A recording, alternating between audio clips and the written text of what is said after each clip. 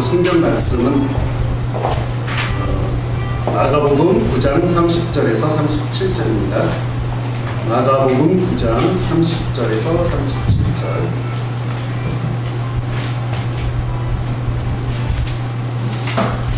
마가복음 9장 30절에서 37절. 제가 공부드리겠습니다. 그곳을 떠나 갈릴리 가운데로 지나갈새 예수께서 아무에게도 알리고자 아니하시니 이는 제자들을 가르치시며 또 인자가 사람들의 손에 넘겨져 죽임을 당하고 죽은 지 3일 만에 살아나시려는 것을 말씀하셨기 때문이다. 그러나 제자들은 이 말씀을 깨닫지 못하고 묻기도 두려워하더라. 가버나움에 이르러 집에 계실 때 제자들에게 물으시되 너희가 길에서 서로 토론한 것이 무엇이냐 하시되 그들이 잠잠하니 이는 길에 서로 누가 크냐고 쟁론하였습니다. 예수께서 앉으사 12제자를 불러서 이르시되 누구든지 첫째가 되고자 하면 무사람이 끝이 되며 무사람 섬기는 자가 되어야 하리라 하시고 어린아이 하나를 데려다가 그 가운데 세우시고 앉으시며 제자들에게 이르시되 누구든지 내 이름으로 이런 어린아이 하나를 영접하면 곧 나를 영접하며 누구든지 나를 영접하면 나를 영접함이 아니요 나를 보내신 이를 영접합니다. 아멘.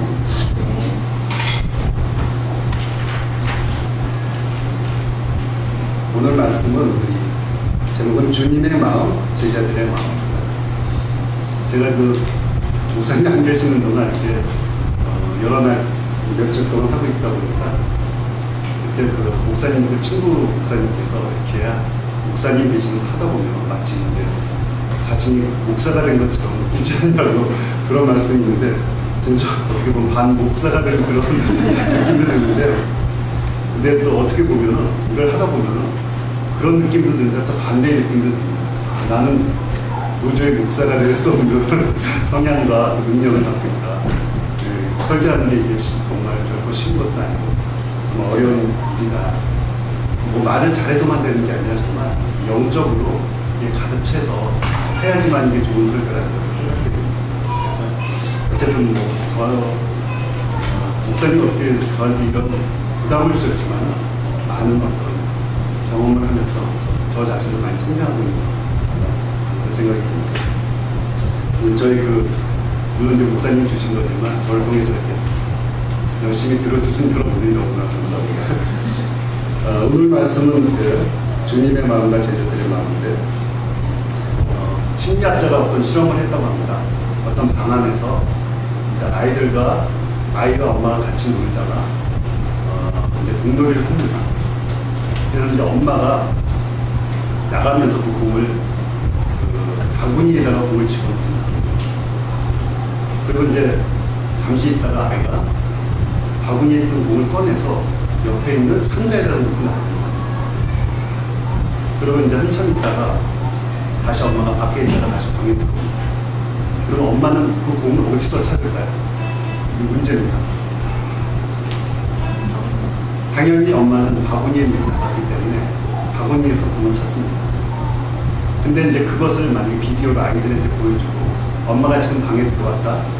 공을 어디서 찾을까? 아이들한테 문제를 내면 아이들은 뭐라고 대답할까요? 상자라고. 그 아이들의 마음을 이 심리학자가 이제 이 발달 심리학에서 아주 중요한 실험이었다고 합니다. 엄마가 없는 사이에 아이가 바구니에 공을 엄마가 없는 사이에 아이가 바구니에서 공을 꺼내 상자에 넣었다는 것을 알 리가 없는 엄마는 당연히 바구니에서 여러 공을 찾습니다. 그런데 아이에게는 전혀 더 다른 대답을 하게 되죠. 이 광경을 보고 유치원 아이들은 자신이 알고 있는 것을 다른 사람도 알고 있을 거라고 이렇게 착각을 한다고 합니다. 그래서 자기가 상자에 넣기 때문에 엄마도 당연히 그 공을 들어오면 상자에 있을 거라고 알 거라고 이렇게 아이도 생각을 한다고 합니다. 이렇게 사람은 태어나면서부터 그 아이가 같이 미완성된 뇌를 가지고 태어난다고 합니다. 하지만 이제 이 사회적인 경험과 지식을 쌓으면서 아이들의 뇌를 점점 발달하게 되고 그 아이들의 인지 능력이 점점 더 성숙해 가는 과정을 볼 수 있습니다. 근데 우리 모두가 똑같은 똑같이 생각하고 똑같이 본다고 우리 모두 생각하고 있습니다. 하지만 이제 그 수많은 경험과 교육 과정을 통해서 아이들은 다른 사람들이 나와 다른 생각을 할 수도 있다. 또 다른 사람들의 나와 다른 의견을 가질 수 있다는 것을 이해하게 됩니다. 이렇게 다른 사람의 입장을 이해할 수 있는 그 인지 능력을 마음 이론이라고 합니다. 영어로는 Theory of Mind라고 합니다. 이 마음 이론이 어떻게 생성되는지 정확히 알려지진 않았지만 여러 가지 이제 추론에 의해서 이것을 마음 이론이 정립됐다고 합니다. 그 마음 이론에 의하면 다른 사람이 나와 다른 생각을 할 수도 있다는 것을 인정하지 못하는 사람을 어린아이와 같다고 합니다. 그래서 우리는 지금 우리의 생각이나 마음이 혹시 이런 어린아이와 같은 그 수준에 머물고 있지 않는가 한번 우리가 돌아볼 필요가 있습니다. 오늘 읽은 본문에 보면 제자들의 모습이 바로 이런 어린아이와 같은 모습이다라고 우리가 볼 수 있습니다. 마가복음 9장 2절 이하에 보면 변화산에서 예수님이 이제 내려오게 됩니다. 변화산에서 체험을 하고 예수님은 이제 예루살렘을 향하게 됩니다. 예수님의 이제 마지막 여정인데 예수님이 그 예루살렘에 가는 것은 분명한 어떤 목적이 있었습니다. 그 변화산에서 모세와 엘리야와 얘기를 함께 나누고 그 다음에 이제 거기서 내려와서 이제 예루살렘에 가고 거기서 많은 고난과 고초를 당하고 이제 운명하실 거라는 그런 것들을 제자들에게 말씀을 해줍니다. 9장 9절에 보면 인자가 죽은 자 가운데서 살아날 때까지 변화산에서 너희가 본 것을 아무에게도 말하지 말아라. 그런데 그 당시 예수님 그 제자들은 예수님의 그런 말들을 잘 이해하지 못했습니다. 8장 32절에 1절에 보면 인자가 많은 고난을 받고 장로들과 대제사장들과 서기관들에게 버림받아 죽임을 당하고 사흘 만에 살아납니다. 그리고 제자들에게 이렇게 여러 번 말씀을 했는데도 불구하고 제자들은 당시 그 말씀에 대해서 정확히 이해를 하지 못했습니다. 그리고 이제 그 말씀처럼 예수님은 이제 예루살렘을 향하게 됩니다. 오늘 본문 30절에 보면 예수님께서는 갈릴리 이제 가는 도중에 갈릴리 지방을 중간에 거치게 되는데 거기서도 이걸 아무에게도 말씀을 하지 말라고 이렇게 말씀합니다. 왜냐하면 예수님의 마지막 가는 어떤 심각한 중대한 그런 상황이기 때문에 만약에 갈릴리 지방에 막 사람들이 많이 있지 않습니까? 그럼 사람들이 막 예수님을 보고 달려들 겁니다. 그래서 예수님 뭐 고쳐주십시오, 뭐 병든자도 데리고 오십시오. 그럼 예수님이 그 일일이 다 걔네들이 안수해야 되고 고쳐줘야 되고 그걸 다 얘기해야 되는데 예수님도 사람인지라 이제 본인이 운명하러 가야 되는 그 마당에서 그런 사람들하고는 어울리고 본인의 그 마음의 여유가 없었을 수도 있고 그게 막 하나님의 그 명령대로 이제 골고다 언덕에 예루살렘 골고다 언덕에 가는 그런 여정을 떠나는 마당에서 예수님도 이 변화산에 있었던 얘기를 그만들 하지 않아요. 본인도 얘기를 안 하고 제자들 다 하지 않았어요. 변화산에서 무슨 변화가 있었어요? 예수님이 막 내려올 때 그 그 눈이 부셔갖고 강체가 일어나고 우리가 하얀 옷을 빨면 뭐 하이타이 입고 옥시크림 넣으면 옷이 하얗게 하지 않습니까? 그거보다 더 하얀 강체가 일어나고 또 여러 많은 변화도 있었고 기적도 있고 본인이 이렇게 이제 많은 고난과 고초를 당하고 십자가에 돌아간다는 그런 거를 말하지 말라 했는데 이제 제자들은 이해를 못했죠. 예수님께서는 왜 예루살렘에 가시려고 했었는지 그리고 예루살렘에 올라가면 대제사장을 비롯하여 또 종교 지도자에게 버림받아 죽임을 당하신다고 말씀하신 그 말씀의 의미가 무엇인지 잘 몰랐습니다. 하지만은 그 제자들은 뭔가 이상한 일이 있을 거다, 중대한 일이 있을 거라는 그 분위기 정도는 아마 감지하고 있었을 거예요. 판단이. 그래서 31절, 2절에 보면 이렇게 말해줍니다. 예수님께서 사람들의 손에 넘겨져 죽임을 당하고 3일 만에 살아날 것을 말씀하셨는데 제자들은 그 말씀의 뜻을 깨닫지 못했지만 그게 무슨 뜻이냐고, 그리고 왜 굳이 예루살렘에 가셔야 하느냐는 것에 대해서 궁금해하고 또 두려워했습니다. 뭔가 분위기가 심상치 않다는 것은 알고 있었습니다. 어쨌든 예수님께서는 조용히 예루살렘에 가셨습니다. 그리고 도중에 이제 가버나움에 이르게 됩니다. 성경은 그 사이에 예수님께서 어떠한 행동을 했고 어떤 말씀을 했는지 구체적으로 기록되어 있지는 않습니다. 하지만 아마도 그 가버나움에 이르실 때까지는 특별한 말씀을 안 하신 걸로 보고 있습니다. 우리는 여기서 아마 예수님의 그 심정을 한번 살펴볼 필요가 있습니다. 왜 예수님께서 변화산에서 가버나움에 이를 때까지 아무 말씀도 하지 않았을까요? 예수님의 마음은 어쩌면 아무 말씀도 하고 싶지 않았을 것입니다. 예루살렘에 올라가 죽임을 당하는 것이 하나님의 뜻이고 또 그것을 위해 이 땅에 오셨고 그리고 사람들에게 버림을 받고 고난을 받고 채찍질을 당한 후에 십자가에 못 박혀 죽는 그 과정이 얼마나 고통스러웠는지 우리는 잘 알고 있죠. 예수님께도 그 길이 결코 쉽지만은 않다고 알고 계셨습니다. 그래서 예수님도 이런 말씀을 하십니다. 인간적인 표현을 하시죠. 할 수만 있다면 이 고통과 죽음을 당하지 않게 해달라고 예수님이 기도를 합니다. 지금 예수님은 이제 십자가를 지기 위해서 예루살렘으로 가시려고 하는 것입니다. 죽음을 당하는 그 순간이죠. 그래서 마음이 착잡하십니다.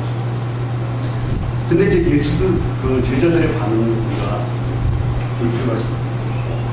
이렇게 예수님의 심각하고 착잡한 그 상황을 제대로 이해하지 못하고 제자들은 지금 어떤 일이 벌어지냐면 소란을 피우고 있습니다. 예수님의 뒤로 이제 12제자가 쫓아가고 있는데 그네들은 이제 무슨 일이 있었냐면 서로 소란을 피우고 어떤 얘기를 하면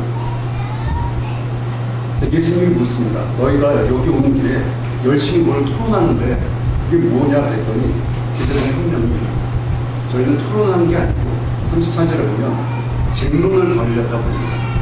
그러니까 쟁론이라는 그 뜻은 심하게 말다툼을 하고 있었다는 뜻입니다. 그래서 그 쟁론이란 말은 어떤 주제를 가지고 서로 막 싸우다 보면 막 언성이 높아지고 심한 말다툼을 하게 되는 거죠. 그러면서 그들은 자기들의 그 말다툼을 예수님께서 알지 못했을 거라고 생각하지만 예수님께서는 이미 다 간파를 하고 계셨습니다.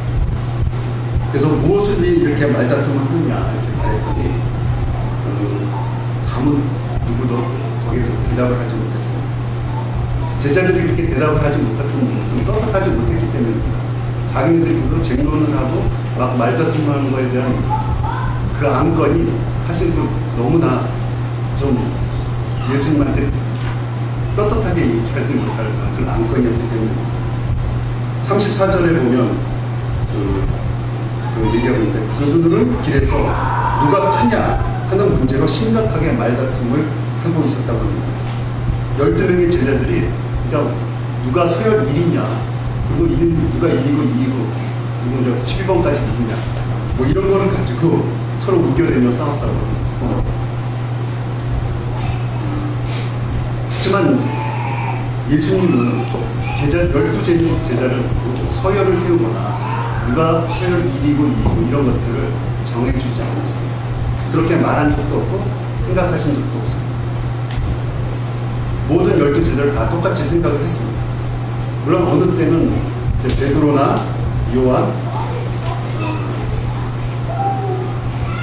하고 이렇게 제자 3명만 데리고 간 적도 계십니다. 하지만 이 3명이 다른 제자들보다 우월하고 우수하다라고 이렇게 말씀하신 적도 없습니다. 이런 그 서열은 우리 사회에서도 많이 보입니다. 어떤 보면 우리의 비극일 수도 있죠. 그래서 한국 사람들은 서열을 정하는 걸 되게 좋아합니다. 우리가 신문이나 방송에 보면 이렇게 많은 사람들이 나오면서 꼭 옆에 나이가 나오죠. 특히 정치인들 보면 나이가 나오고요. 그것은 이제 보는 독자들을 보고 그것이 궁금하고 그것이 하나의 이슈이기 때문에 이렇게 나온다고 볼 수가 있습니다. 또 우리는 학교에서도 보면 서열을 정하죠. 또 직장에서도 보면 서열이 있습니다. 그리고 이렇게 남자들끼리 만나면 나이가 뭔지 이렇게 물어보고, 나이가 많으면 제일 많은 사람이 서열 1위고 그 다음 2위고, 그렇게 해야지만 어떤 조직이 있어서 편하다고 생각합니다. 내가 1등이고 그러니까 너는 그렇게 말해줍니다. 어제 그 뉴스에 보니까 어떤 대학 캠퍼스에서도 선배들한테 뭐 90도를 깎듯이 여러 번 인사를 해야 되고 뭐 그런 게 있더라고요. 뭐 단추는 뭐 끝까지 채워야 돼요. 그런 우리 사회의 어떤 서열주의가 대학 캠퍼스에까지 그렇게 번진 것을 보면, 군대에서도 마찬가지입니다. 군대는 나이나 있는 학벌 이런 게 뭐 사회에서 모르는 게 아니라 짬밥 승리자. 그래서 짬밥이 많은 사람이 서열 1위입니다.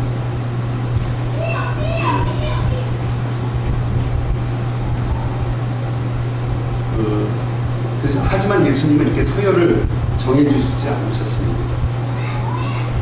제자들끼리 서로 서열을 정하려고 했을 뿐입니다.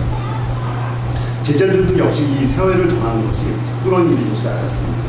그래서 예수님이 뭐 때문에 말다투느냐 하고 물었을 때 대답을 못하고 있었습니다. 그렇습니다. 우리는 이렇게 서열을 정하는 것이 바람직하지 않습니다. 부끄러운 일입니다. 그렇지만 우리는 계속해서 서열을 정하려고 합니다. 그래야지만이 편하기 때문에. 그러면서 제자들은 이 서열을 정하면서 그냥 뭐 정한 게 아니라 서로 자기가 서열 1등이다, 1위다 이렇게 주장을 하면서 이제 그 쟁론을 했다고 합니다. 베드로는 자기가 수제자니까 내가 서열 1위다 뭐 이렇게 주장할 수도 있을 것 같습니다. 뭐 요한은 내가 더 우수하다, 똑똑하다 이렇게 할 수도 있고.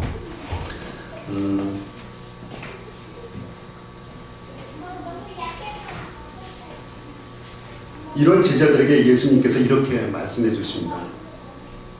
전혀 반대, 예상치 못한 말로 대답을 해 주십니다. 누구든지 첫째가 되고자 하면 무사람의 끝이 되며 무사람을 섬기는 자가 되어야 한다. 이렇게 말씀해 주십니다. 예수님은 서열 1번이 되기 위해서 어떻게 해야 된다, 어떤 방법으로 서열 1위를 할 수 있다라고 말씀해 주시지 않고, 서열보다 더 중요한 것은 스스로 겸손한 자가 되어야 한다라고 말씀해 주십니다. 바로 이 겸손함이 하나님의 뜻을 이룰 수 있기 때문입니다. 마가복음 10장 45절에 보면 이렇게 말씀하십니다. 인자가 온 것은 섬김을 받으려 함이 아니라 도리어 섬기려 하고 자기 목숨을 많은 사람의 대속물로 주려 합니다. 그렇습니다. 예수님은 섬김을 받기 위해서 오신 분이 아니에요. 섬김을 받기 위해서 오셨다면 예수님께서 스스로 본인이 서열 1위다라고 주장했을 겁니다. 하지만 예수님은 서열을 정해주지 않았죠. 도리어 섬기라고 이렇게 말씀하십니다. 만약에 이 서열이 그렇게 중요하고 만약에 이렇게 말씀했다면 아마 제자들에게 서열을 정해주고 이런 것들을 만약에 하셨다면 그 안에 어떤 일이 벌어졌냐면 서로들 아부하고 예수님께 잘 보이려고 뇌물도 주고, 그래서 아마 자기가 서열을 높게 받을 수 있습니다. 그러면서 예수님은 마치 어떤 보스처럼 존경받는 그런 자리에 있을 수도 있었겠죠. 하지만 예수님은 그렇게 하지 않았습니다. 스스로 서열을 정하지 않을 뿐만 아니라 스스로 가장 낮은 자리에 내려가셨습니다. 모든 사람을 섬기는 자리에 서신 것입니다. 더욱더 궁극적인 것은 다른 사람의 생명을 살리기 위해서 십자가에 죽는 그런 자리까지 내려가게 됩니다. 예수님께서 예루살렘에 올라가시려고 하는 이유도 거기에 있었던 것입니다. 무거운 발걸음으로 예루살렘을 가시려 하는 이유는 당신이 하나의 미네랄이 되어 썩어짐으로 많은 열매를 맺기 위해서입니다. 스스로 다른 사람을 섬기는 자가 되어 다른 사람을 위해서 자기의 목숨을 대속물로 주기 위해서입니다. 예수님께서는 예루살렘에 올라가 종교 지도자들에게 어려움을 받고 고난을 당한 후에 죽으실 거라고 말씀하신 이유도 거기에 있습니다.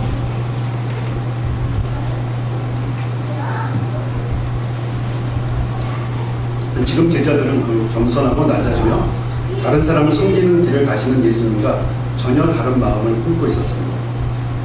제자들은 3년 동안 예수님을 쫓아다니며 생활했던 사람입니다. 4년 동안 예수님과 함께했고 천국 복음을 듣고 또 하늘나라의 가르침도 가르쳤던 그런 제자들이 그런 예수님의 심정을 지금 제대로 이해를 하지 못하고 있습니다. 아까 그 서론의 말, 처음에 말씀드린 마음 이론을 본다면 제자들은 분명 지금 마음이 유치원생 같은 그런 어린 사람이 있는 것과 같습니다. 자기들의 눈에 보이는 대로 자기들이 생각하는 것에만 관심을 갖고 있습니다. 자기들이 스승이라고 부르며 따르는 예수님께서 지금 어떤 생각이고 어떤 심정인가를 제대로 이해하지 못한 그런 상태입니다. 오직 자신들이 관심 있는 거에만 지나치게 몰두하고 그래서 서열이 누구냐 이거에만 가지고 서로 싸우고 있는 것입니다.